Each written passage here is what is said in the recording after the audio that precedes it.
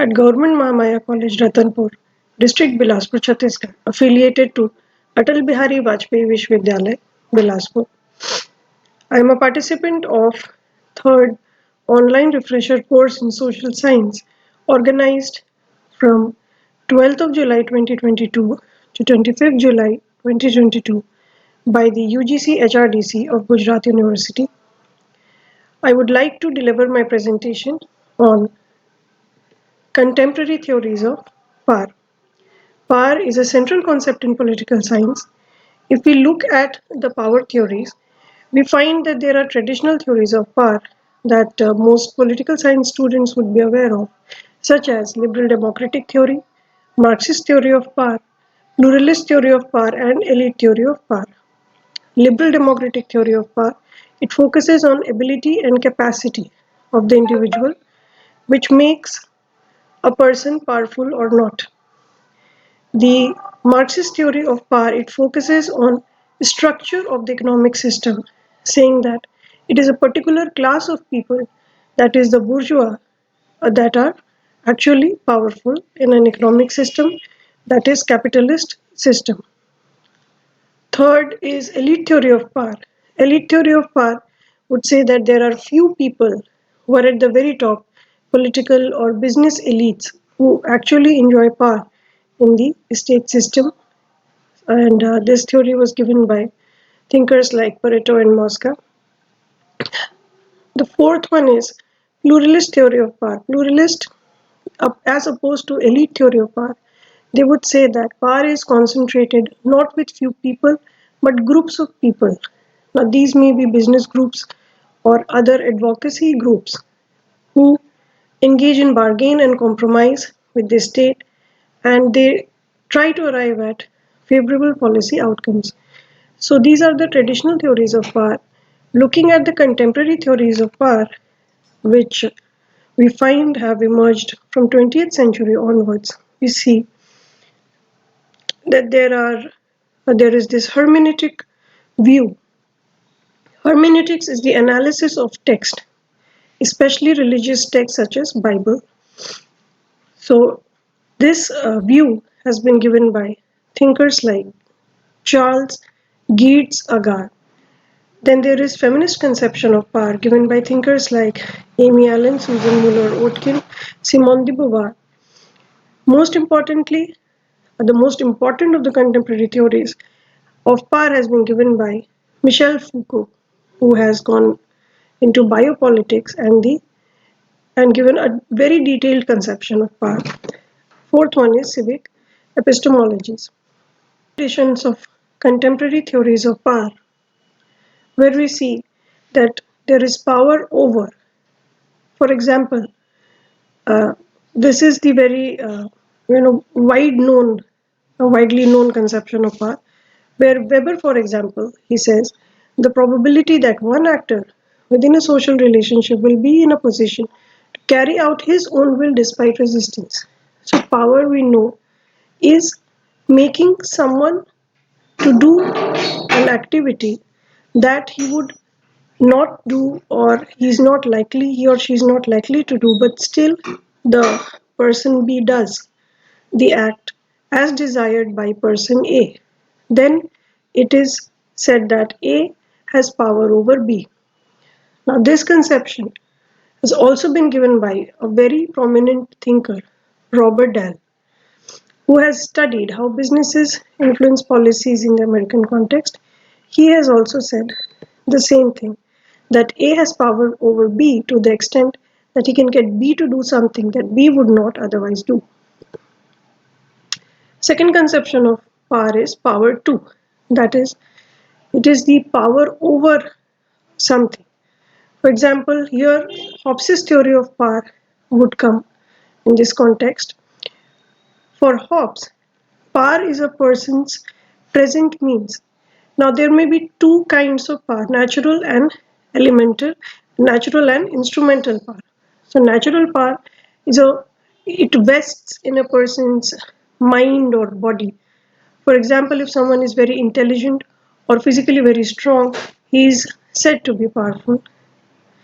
Secondly, instrumental power is when a person possesses power which allows him to get more power. For example, influence, wealth, friends. This is power too. It is the power to attain a future good. Hannah Arendt, writing in the context of Nazi Germany and post World War II world, she says that power is the human ability not just to act, but to act in concert. She believed in collective decision making power and use of reason, not obeying authority without applying one's mind and reason. So there is power too, as in power to resources or power to act in a particular way. Here, power is seen as potentiality, not an actuality.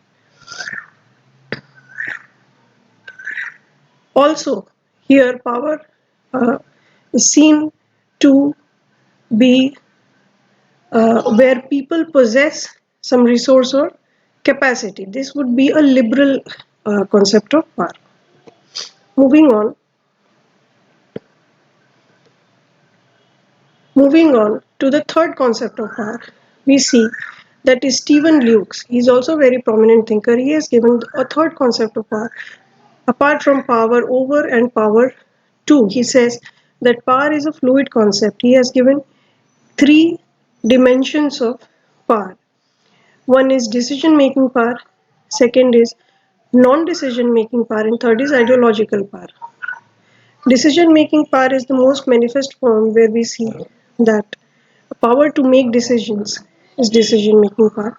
Non decision making power is where um, issue it does not come into the mainstream or the public domain and it is not discussed and thereby it goes into the background. So that issue and the people associated with it become powerless. Ideological power is where is the power to influence people's mind and actions.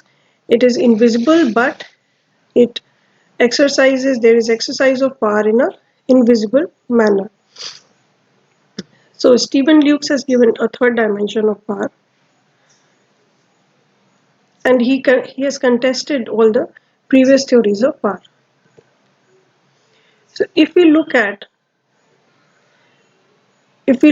power in political philosophy, power analysis, we see that there are two kinds of theories.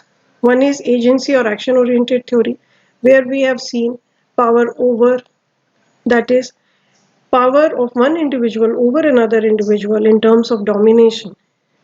And there is power to, that is, you have power to something. For example, some ability or capacity or resources. And the third one is given by Stephen Lukes, as we discussed, a fluid concept of power, which is a variant of the above two kinds of theories. Apart from the agency oriented theories of power, we have a structural perspective. Here, power is seen in terms of the structure that a system is situated in. Here we find Marxist theory of power and feminist theory of power. Also, the idea of identity, that is race or caste, where race or caste are the organizing principle in a system and they make a particular structure, then power is exercised according to the structure instead of an individual having agency. Here, structure manifests power in certain particular ways. For example, Marxism, it would say, as everyone knows, it talks about base and superstructure, the mode of production, and power relations, class interests, class relations. So a particular class, that is the bourgeois, it exercises power over proletariat because of the structure of the economic system is such that a particular class is powerless and a particular one is powerful. Feminism, it also looks at power in structural terms, saying that patriarchy, where a system is run according to the principles of patriarchy, we would find that there is always domination of one sex over the other. Moving on, most relevant, most important of the contemporary theories of power is Michel Foucault's work, which we find, for example, in Discipline and Punish, published in 1975. It falls under the postmodernist. Here he says that the power which is exercised over individuals, it is in the form of a flow. It is not coercive but subtle. It is not apparent, it is invisible, but it is exercised through a flow, that is, through a network of multiple institutions, of multiple agencies, multiple regulatory bodies, and there are multiple techniques of exercise of power, which we'll look into further. For example, he talks about mechanisms of power. So, mechanisms is not just that the power would lie with armed forces or the police system. The power is exercised also through information knowledge. For example, the very famous statement that knowledge is power, it comes from Foucault's thinking and theory. There are institutions, regulation of even ideas, perception, behavior, and even how we construe meaning, how we assign meaning to something. All of these are mechanisms of power, as per Michel Foucault. Feminist conception of power, as we know that feminism, uh, it looks at patriarchy as the organizing principle, as the structural principle in society, which leads to domination of one sex over the other, one gender over the and one gender over the other.